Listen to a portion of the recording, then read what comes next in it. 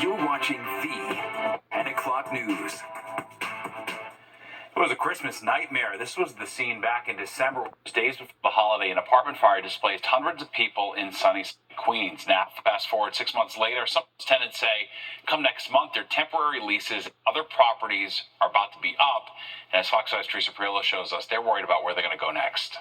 Everyone became homeless through no fault of our own. It's been 6 months since a fire ripped through 4209 47th Avenue in Sunnyside, Queens.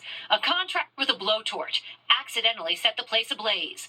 Most of the building is completely uninhabitable, and parts of it are unstable. But half a year later, the building looks a lot like it did in the weeks after that devastating fire. I was born there, 31 years. I've lived in that building. That's all I know. Every tenant has a story. What happened to them the day of the fire and how this tragedy has displaced them. We basically have 3 weeks to leave our temporary apartments. Jennifer is now in Harlem, and like 100 others, her temporary housing is about to end. I have a special need kid, which she requested since the tragedy by moving as a nomad. When the fire happened, the owner of the building, A&E Real Estate, offered temporary housing at the same rate tenants were paying. But now it's ending by July 1st, and tenants are furious. Councilmember Julie Wan represents the district. The right thing to do is if you cause a fire, you should at least allow them to temporarily live in a safe place until you reconstruct their house. The Department of Buildings tells us there's a vacate order in effect, and they have one other open permit for roof repairs.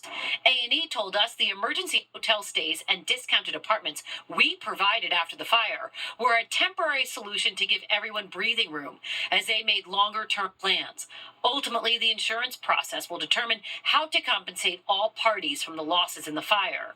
The feeling in this community is A&E is slow-rolling the rebuilding process on purpose. The way that they slow roll is kind of their way of making sure that tenants give up on trying to live there.